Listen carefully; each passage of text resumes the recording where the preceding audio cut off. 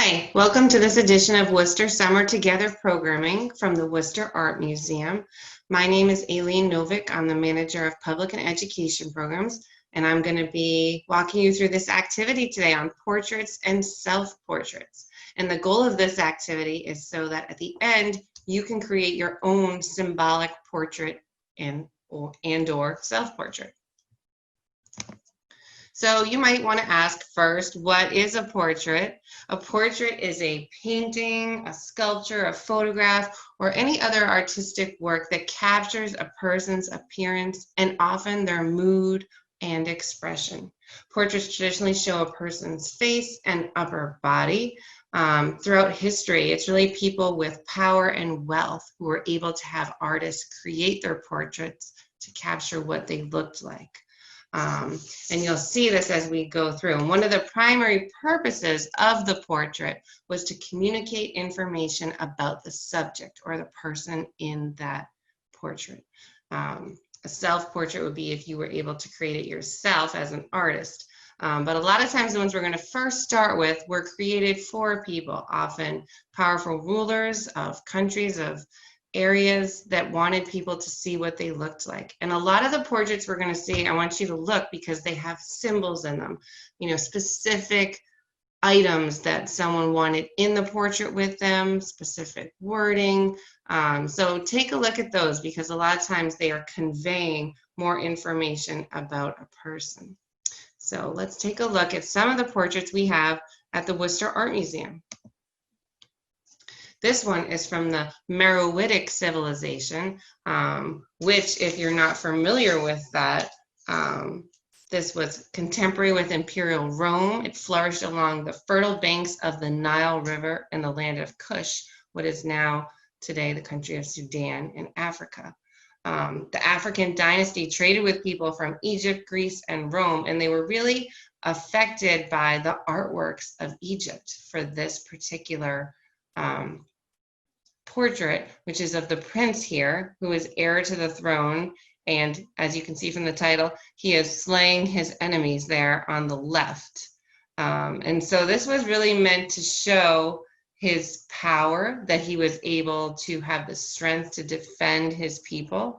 You might see to his right, there's a winged creature there, and that is supposed to be Victory, who is swatting away the flies so that he is not bothered by them while smiting his enemies. And this was a popular theme of portraits of pharaohs that was copied here for this prince. So you can see this was meant to be a strong image. Unfortunately, this prince never got to lead his kingdom of Kush there because he died before he came to power, but it was ready for him so that he would be seen by fellow members of his community to be a strong leader. And a lot of times we forget, but this is how you would see what your leader looked like, was from these sculptures. Let's see what we have next. Next we have a Roman mummy portrait, right? So a mummy is a way of preserving a body after death, wrapping it. And sometimes if you were fairly wealthy, you would also include a portrait.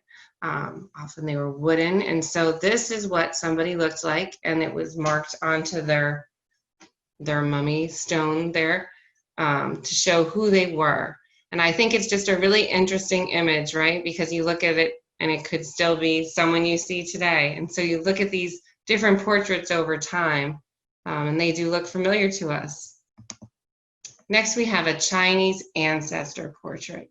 This was a way for the Chinese to really worship those that had passed on in their families. A way to honor their spirit was to create a portrait of them to have for the family. And this one we see here is a man. It's done on silk, so it's very nice material. And it's an elderly man, and he's wearing an insignia for officers of the first rank. And so it's a really interesting one to look at, to see all the different colors, and to think that this was done for a family to remember him. So I think that's a really interesting portrait as well. This one now, we move on to John Farnham. This one we know was commissioned by the man himself. While national leaders commissioned portraits of themselves, people in lesser military and political roles could also do it. And that's what he is here. John Farnham had been commissioned into Queen Elizabeth's court. And he was a gentleman pensioner, a significant position there.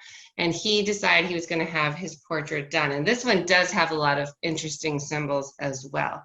The inscription you can see at the top refers to his service to his country. It says, "When in my youth I was a soldier, I was considered a prize, and now that my country calls, I shall be a soldier again." Farnham's personal motto appears on the column, "Hope is my truth." Behind him you can see there that he has an image of a battle that he was in himself. He's wearing his armor, holding his helmet. He really thought about how he wanted people to remember him, and what he looked like was very important to him in this portrait. So I think that's another really interesting one to see. Now we move on to an American portrait. Here we have President Thomas Jefferson. And so just like we see early cultures having their leaders represented, this is now a tradition in America that there's always a formal portrait of the president. It was often early on the only image that citizens saw of the president was the official portrait, which is very different than today, right, where there's all these photos that you'd see. And while this tradition of painting the head of state followed a European tradition, Americans adopted their own style to it. And so we see Thomas Jefferson here, and that's another interesting way to think about our leaders, is what is their official portrait. And this has really changed over time. And this one I thought was interesting to look at, a portrait that was done of President Obama. This was right before he was president during the 2008 election campaign. This is the Obama Hope poster that Shepard Fairey designed. And he does a lot with graphic design. And he created this during the campaign cycle for President Obama. Some people were criticizing Obama, saying maybe he wasn't American enough. And Shepard Fairey was really inspired to use these colors. You see, he uses the colors of the flag, red, white, and blue. Originally, his first poster said progress at the bottom, and then he went with hope, because that was a big theme of Obama's campaign. This poster really caught on. Like 50,000 official posters were sold. It became used on clothing, stickers. So it really became very popular, and it's still very much associated with that campaign and with President Obama. And it kind of shows the rise of graphic design, this idea of adding color and design onto other images, because originally this was a photograph that was taken for news agency, AP photos, and he used that to create the image. And so I think that's an interesting look at a contemporary use of the photo and the portrait. Next, we're going to look, in case some of you want to create self-portraits, right? A lot of times this is artists, and a lot of times the self-portraits have really interesting symbolism as well. You looked at Obama, he had his pin on, hope, the colors. And if you look at this one, it's pretty easy to see what the symbols are. He is, from the title, self-portrait with printmaking tools. So obviously he's really interested in seeing himself as an artist at work with his tools. And he's showing you what he looks like there. And I think that's a great one. A lot of times you might see these. We right now have a Paul Revere exhibition, and we have a portrait that was done of Paul Revere working, which was unusual for the time, because a lot of times portraits, you weren't working, you were just sitting and looking a bit fancier than at work. But this one does show him with his print tools, and I think a lot of times artists want people to see how they work and what's important to them. This next one, the Havens, done with mirrors, this self-portrait is fun to look at. And a mirror is a great thing to use if you're creating your own self-portrait, because it lets you see yourself as you're creating that. And so you look, this one has so much to see. You'll see, you can look at it too, he had the tools in his pocket, he's smoking his pipe, because he has his mirrors, right? He's showing you all sides of himself. So this one you even see, the back of his head, his back, which is really interesting for a self-portrait. It's not just him in the front. You see the frame, a lot of other imagery that's fun to look at. I really like this one, and I think it's an interesting one to think about, creating your own symbolic self-portrait, to do something like this, to have different sides of yourself and different imagery that's important to you. And next we're going to look at some photography, because I think that's a really popular way these days that we capture people.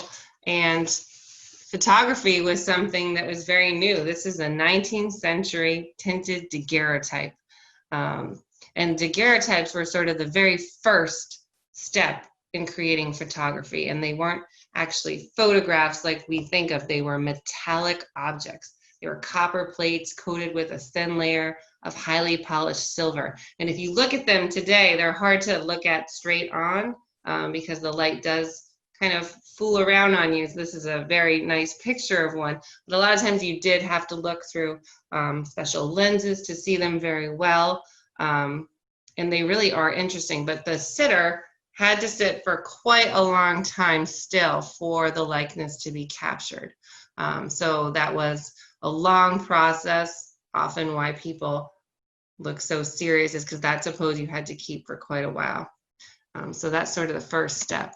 And then we see this tintype, which in the later 19th century became popular. And these were easier ways to capture people because it only took about 10 to 15 minutes for the image to appear. People were able to send them to their friends and family in a much more expedient manner. If you study the Civil War, you might see tintypes that were done by Matthew Brady, who is on the field there, and he took a lot of portraits of soldiers who ended up sending them back home. So this is kind of the next step in photography. And then we have this. We've mostly been looking at individual portraits, right? But the family portrait is also very popular.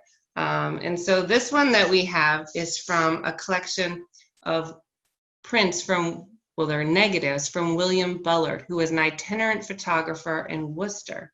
And there was an exhibition at the Worcester Art Museum that was done with Clark University, Rediscovering an American Community of Color, the photographs of William Bullard.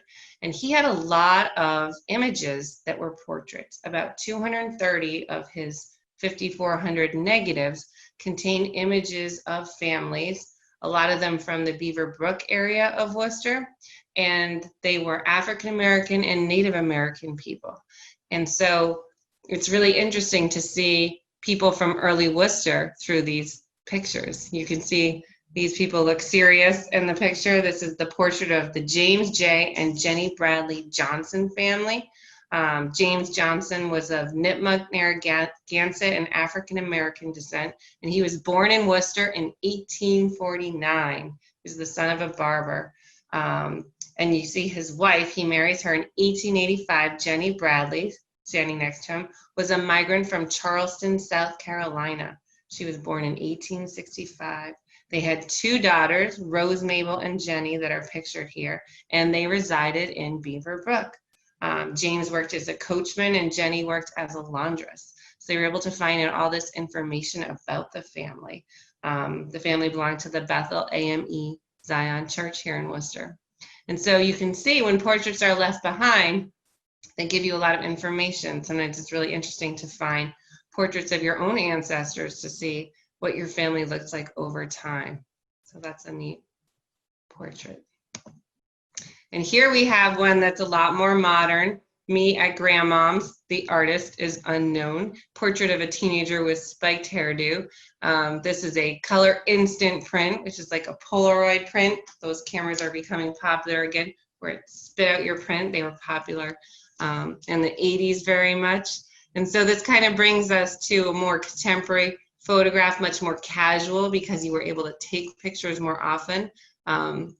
But you can also see, a lot of times when you look at a picture of someone in your family, people know who it was by the background. And here she's at her grandmom's, so maybe this curtain was something that the family would recognize. So we've seen a lot of different portraits, and now it's time for you to think how you might do your own portrait.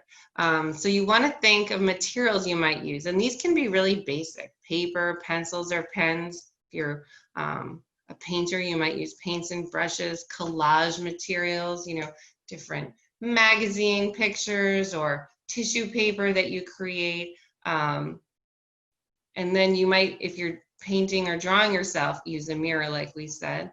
You can also do a photography one if you're interested in that. You can use a cell phone or another camera. A lot of people on cell phones like to do different apps to add designs or filters to their images. And you want to choose your subject. Are you going to be the subject if it's a self-portrait, or a portrait of someone that you know or respect that you'd like to tell a story about that person? And remember, the stories can be told by the background, by the objects that you put in the picture with them. So consider 4 or 5 symbols that represent the sitter. How you can incorporate those into the portrait is really fun. And so also, if you're working on it too, sometimes it's difficult to create someone's exact likeness, but sometimes that's why these symbols help you to create a symbolic portrait, because even if that's a struggle, sometimes getting someone's face just right, the symbols are there to help tell that story with you. And I hope that you'll do this activity and send us your portrait or self-portrait. We'd love to see it at the Art Museum. If you're willing to share, please email me at aileennovick@worcesterart.org. And I thank you for taking part in this activity. We hope you're enjoying your summer. So thank you for watching, and we'll have more activities upcoming. So please join us. Thank you.